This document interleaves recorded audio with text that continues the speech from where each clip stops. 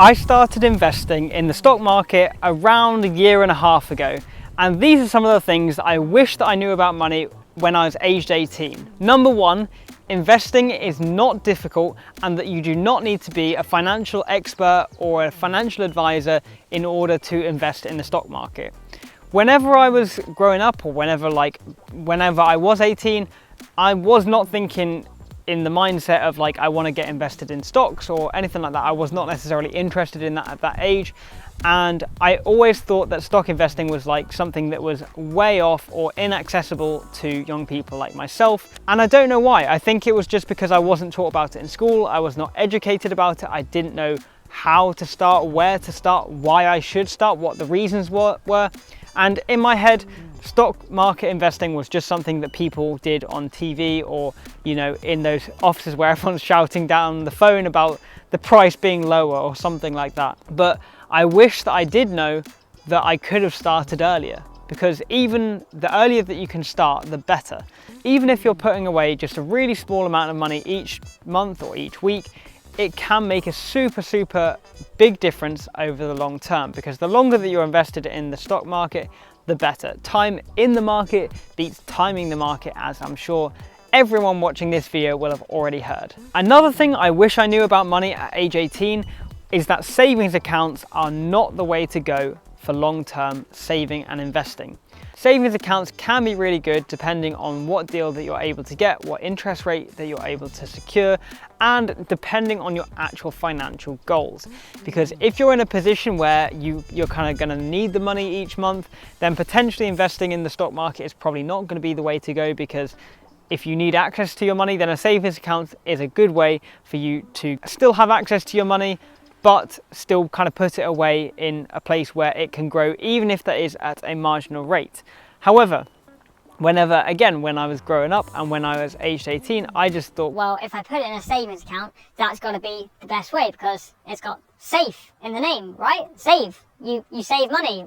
You don't spend it, you save it. So it goes in a savings account. Why would I want to invest it when I can save it? When in reality, your savings account is not going to make you the best returns over the long term. Yes, savings accounts are good in that you have access to your money, but there are equally some stock market and some investing accounts where you can still have access to your money on the go, so that if you need it, it's there. And that's what it's good to have, like a stocks and shares ISA, or even if you have a general investing account, as long as you're not going over your capital gains allowance of £12,300 for this current tax year, then you're good to go and you don't need to worry about the taxes. And if you are getting above £12,300 in gains every year, then please teach me your strategies, because I would love to know. The third thing that I wish I knew about money at age 18 is about mortgages and buying a house, how to save up for buying a house, what steps that you need to take in order to get there, because again, this is something which is just missing from the curriculum and missing from that education when we're younger. We're not taught about mortgages until it's too late, and if we were, then we would probably be in a position where we could do the research ourselves, and that we would be a lot better off when we're kind of saving towards, especially in those early years when you're trying to save up money. It might make you think twice about spending on, I don't know, the latest iPhone or the latest other thing that you don't necessarily need. But there was a really interesting video that I saw from Sasha recently, which I'll put a link to somewhere, or put it on the screen somewhere, which is all about kind of saving up for a mortgage and the ways to do this, which is all about kind of paying off a mortgage and why you should not necessarily pay off your mortgage as soon as possible, as the mainstream media and as probably your parents, and certainly as I believed, but instead to try and invest that mortgage repayment or anything above the essential mortgage repayment that you need to make in order to make your money work for you over the long term. And yes, this makes sense, but I wish that I knew about this when I was 18. I still don't necessarily know about mortgages, and this is something that I'm going to learn and possibly share with you when the time comes to get a mortgage, or when I get into that process, or do a bit of research myself so that I understand it a little bit more. I may do a video on that. So if you wish for me to do something on that, then just pop me a note in the comments down below. And also another thing is, I didn't know how long the whole process of buying a house is. When I was 18, I just thought it'd be as simple as estate agent, can I have this house please? Yes, that will be £500,000. Okay, sure, thanks. I'll just, ring my bank and check that that goes through. And it's not. It takes a long process and you've got to go through various different things. You've got lots of different costs to work out and to plan for when you're buying a house. And that's one of the things I'm saving for at the moment with my lifetime ISA. So I'm hoping that soon, over the next kind of 5 or 6 years, I'll be in a position to buy my house and then share my knowledge with you, hopefully. And the fourth thing that I wish that I knew about money aged 18 is that slow and steady wins the race. Now, yes, you are taught about this from very, very young. I don't know how this works in other countries, but certainly in the UK, we were taught about the tortoise and the hare. Maybe there's different animals in other cultures, I don't know. You'll have to let me know in the comments what this story applies to you.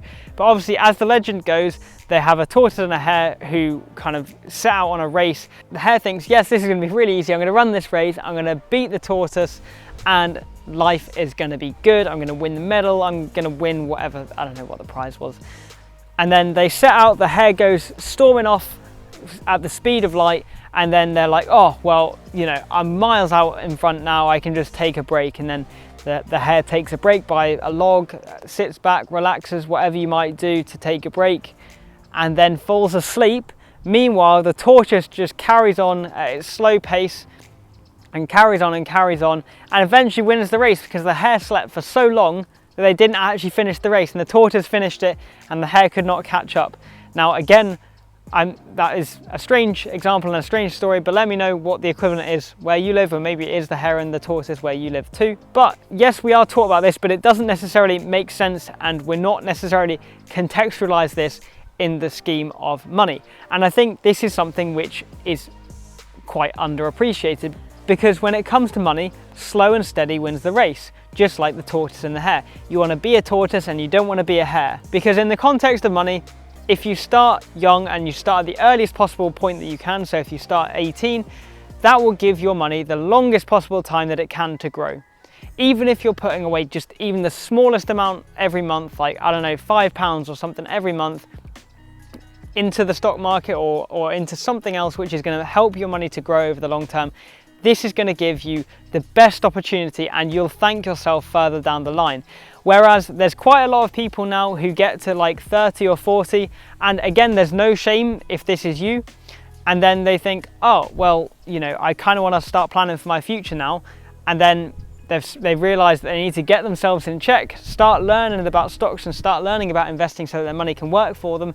But because they're limited on the time to when they want to retire, that they've got what, 20 or 15, 20 years, depending on when it is that they're planning to retire, it makes it more challenging and much more of an uphill battle, because they've got to save a lot more in a shorter period of time in order to accumulate that income. And also, the sooner that you can start, the more advantage that you can take of compound interest, which is where you essentially get free money in interest over the long term. The longer that you can hold your investments for, the bigger the amount of compound interest that you're likely to get, depending on your investments and depending on a lot of factors. But in theory, you want to be a tortoise and not a hare. So those are the 4 things that I wish that I knew about money at 18, but I'm interested to see what your thoughts are and what you wish that you knew at 18. Or maybe you are 18 and you're just thinking, well, like, I want to get involved now, and then you're seeing this video and hopefully you can not make the same mistakes that I did and get yourself sorted early. I mean, I feel like I'm quite lucky to have started at 23, but I wish that I started 5 years earlier so I could give myself 5 extra years of compound interest. Let me know what your thoughts are in the comments down below. Please do like, subscribe and all of that good stuff, and I'll see you in the next video.